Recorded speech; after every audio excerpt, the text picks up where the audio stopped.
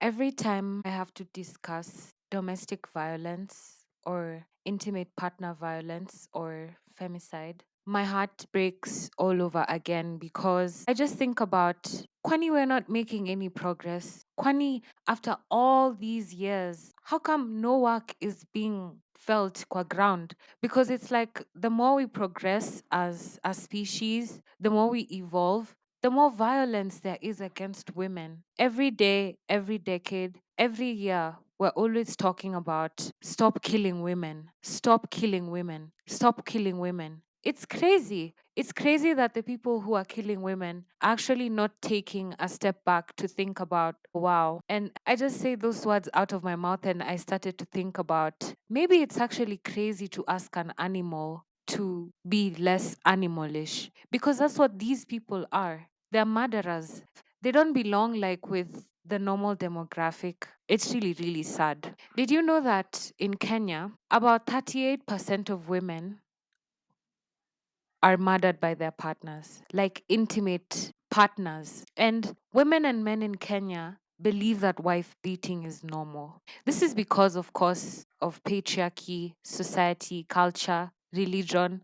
There's a lot of factors under this patriarchal society that gives space for men and women to be able to exist while being misogynistic. Everything that allows for the disrespect of women, women being seen as objects and not being seen as human beings, it already sets the space for women to be murdered, disrespected, killed. We literally have no chance. It's like we're fighting against something that the people who are we're fighting against don't even will never ease up on. It's like they've declared war on us since we're born and they're willing to be the death of us. Femicide is the murder of women because of their gender. And we say specifically because of their gender.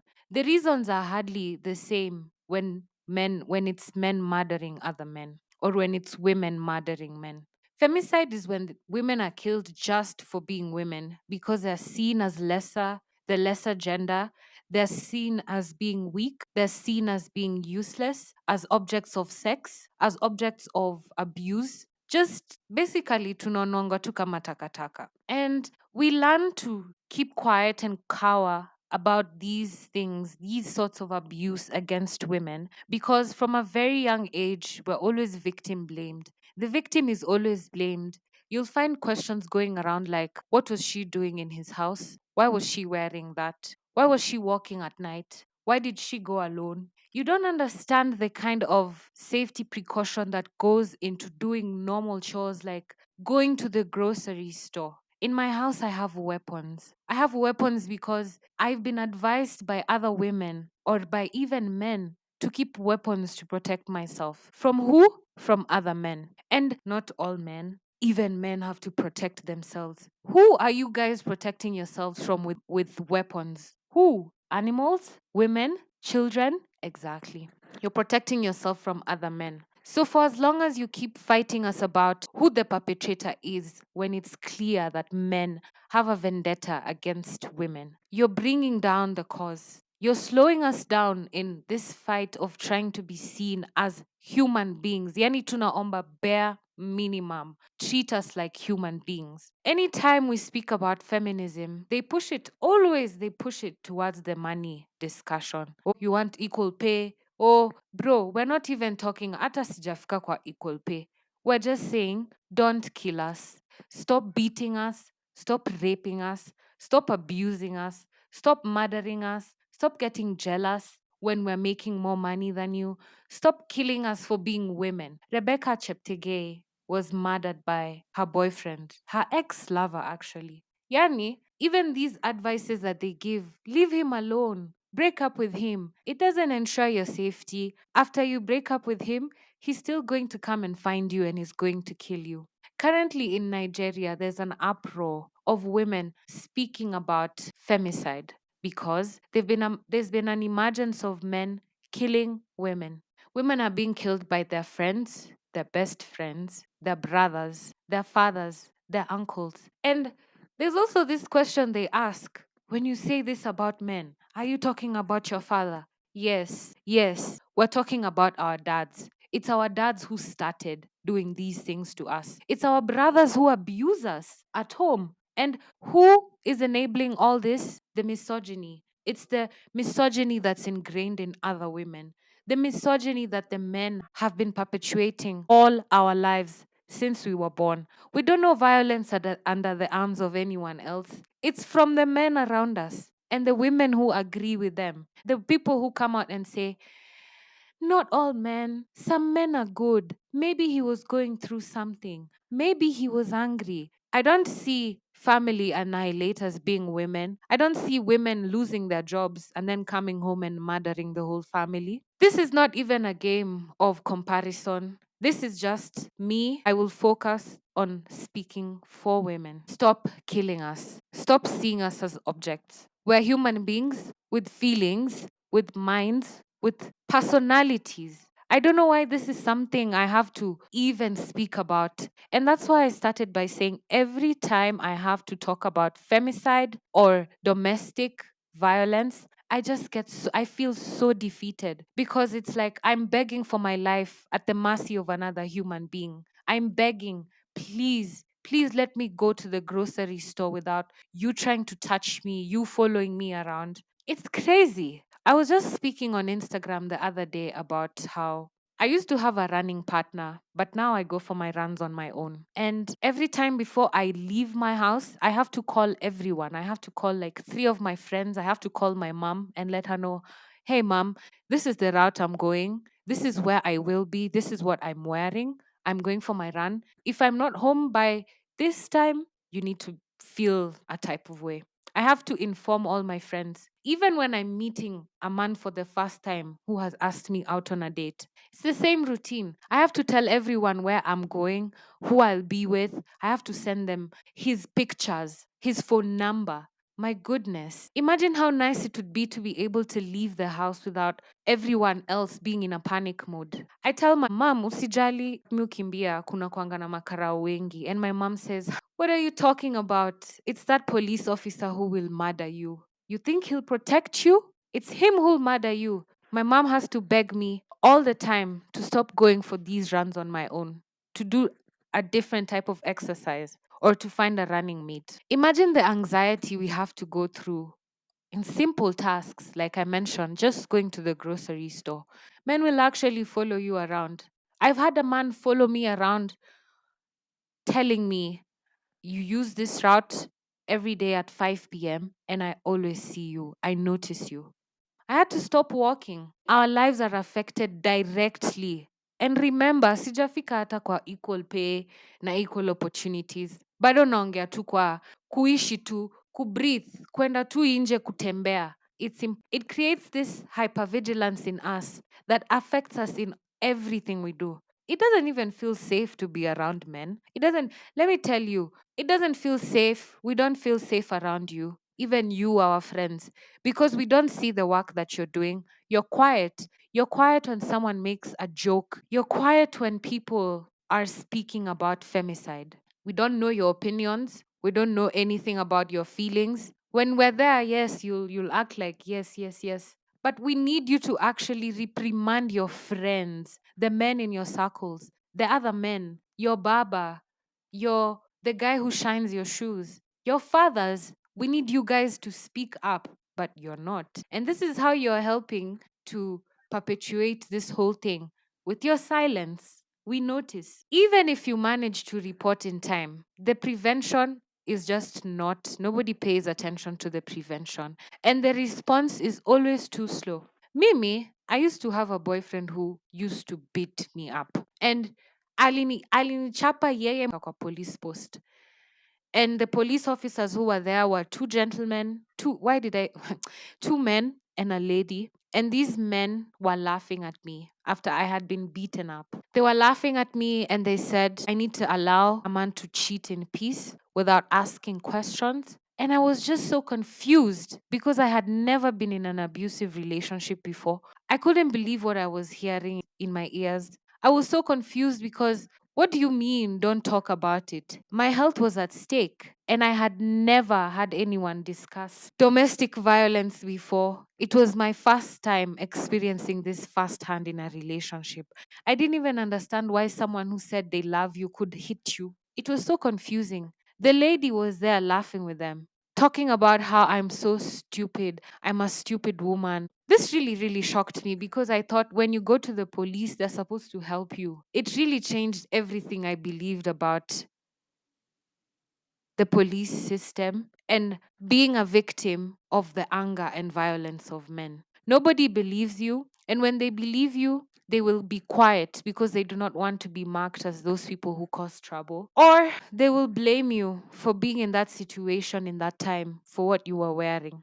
You hardly get any assistance. You get judged, you get shamed, and you get very much ridiculed. And that's why we need more advocacy. We need more boys and men to be sensitized. We are tired of being talked to as women. We're not the perpetrators, we're the victims, but it's us who are being preached to consistently. Dress like this, wear this, don't go here. Bro, there's nothing I can do to protect myself if a man has decided that he wants to violate me. I could hide in my house and he will find me. I could be in a church and he will find me. This is so crazy. In my building, there's a lady who's shouting as I'm recording. I have to go check this out. Oh my goodness. I didn't go out to check it out because I realized that's scary situation. And then I had other people going out to help. So the situation has already been. So I can go on with my recording. This is so crazy. Hearing loud bangs and screams up to now is very traumatizing for me. And I think I should just get to the story since it's already laid the perfect situation for me to talk about it.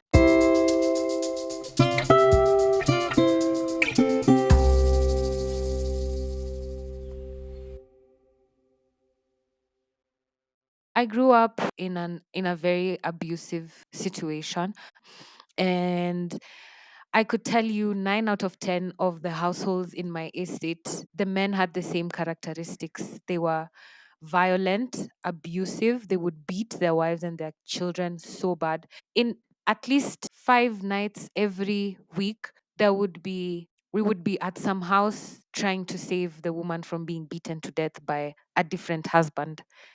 Yani, I remember just growing up in every night it was like a Russian roulette of thinking about whose house it was gonna be next. If it's not kwenu ni kwa neighbor. If it's not kwa neighbor, why side ni neighbor, why side. There was always a violent woman who was beating their wives. And it was so crazy. So I grew up fearing these men. And I remember even saying to myself that I would never get married to a man who was like my father.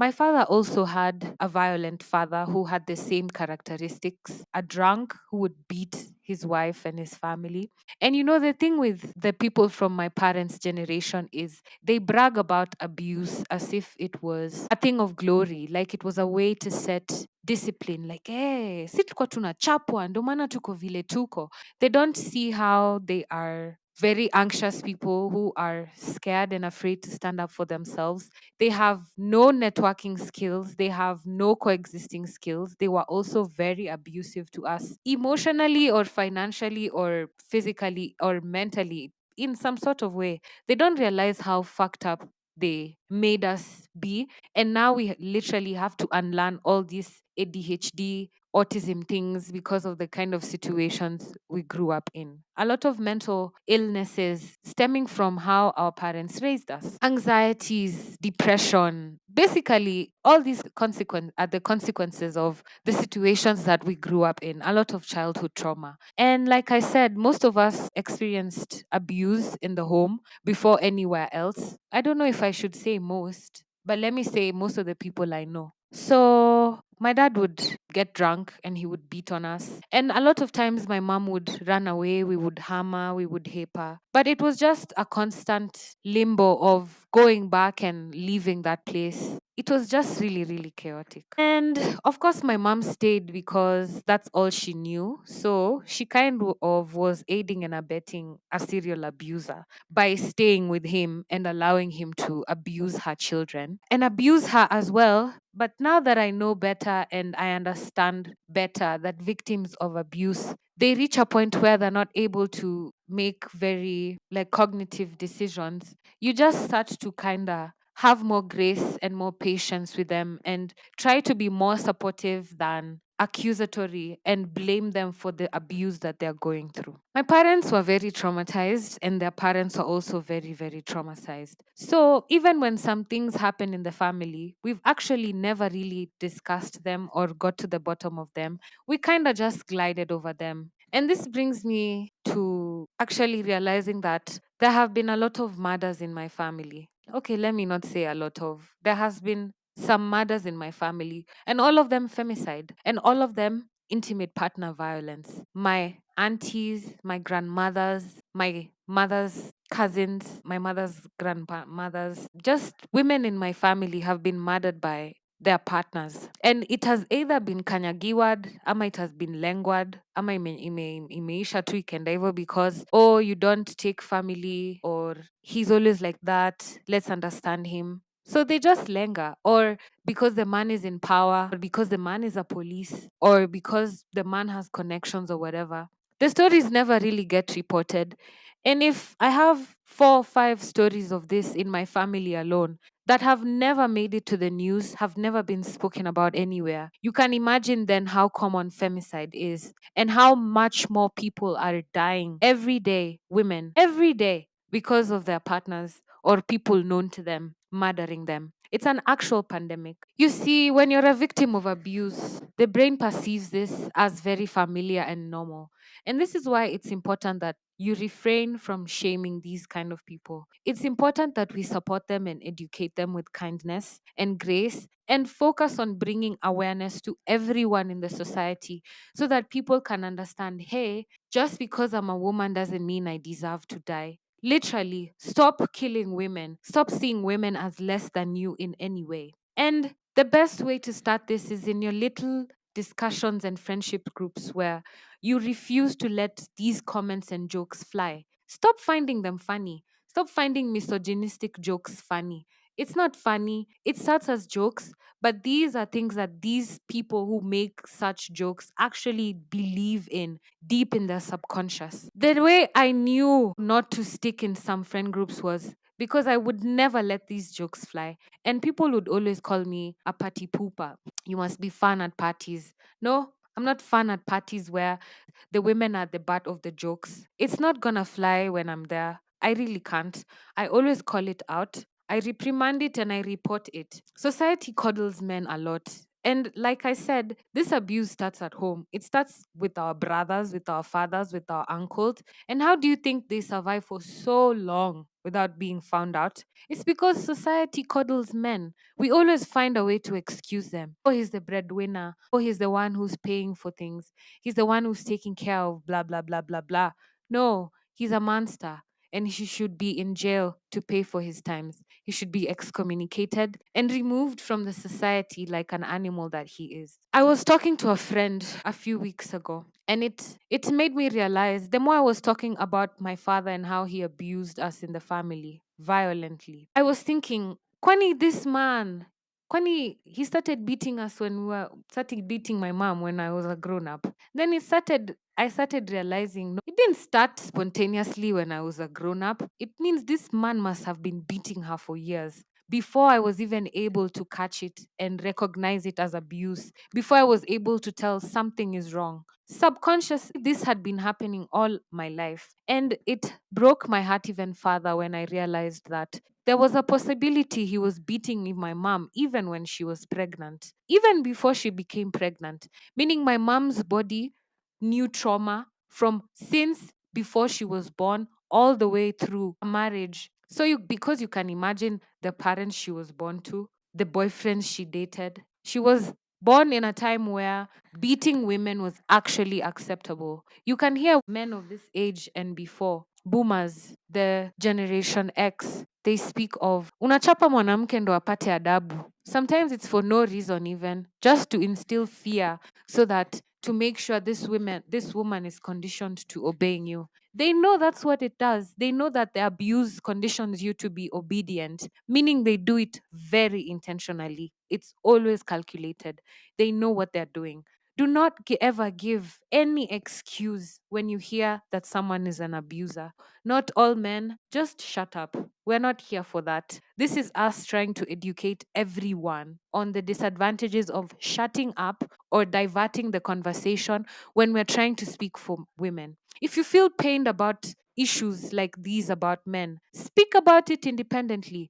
Why do you wait for us to start talking about our issues for you to bring out even men? Why don't you speak about it on an independent day? Today, we are talking about women who have been murdered by men, women who are abused every day, killed for being women. Please do not divert the conversation. Stand with us and help us create this awareness. You will see your fathers, your uncles, your brothers do the same thing for years and destroy families, destroy homes, destroy even your self esteem as a man. Then you decide, oh wow, let me just repeat the cycle by beating on more women. Why? Why is it okay for you to feel like it is okay to disrespect women? Why? So many stories are surfacing right now about how you're not supposed to be too educated, or you're not supposed to be earning more than a man because you'll make him too jealous. Like, there's people who feel like this and this is how they believe. Instead of us having, instead of us being together and coming together to grow, you're here thinking about how your egos are going to be destroyed if a woman is better than you. Kwani, what is wrong? We have been reduced to having to walk around with pepper spray and knives in our purses, hoping that they will not be used on us. But hopefully, we have the strength to use them on our perpetrators when they eventually reach us. Because at this point, it's like it's not a matter of if, it's a matter of when. Because they have waged a war on us as women. They want to finish us. They want to kill us and destroy us. It's our friends who lie. It's our brothers who are violent. It's our teachers. It's our uncles. Not all men, but it's always a man. Always. It's not a dress code because they do this to corpses, dead people. They do this to children. They do this to disabled people. They do this to women who are fully covered. It's not a dress thing. It's not a situational thing. It's a men have a problem thing. Men need to stop killing women. It makes me so sad that this is something I ever have to discuss. Stop killing women.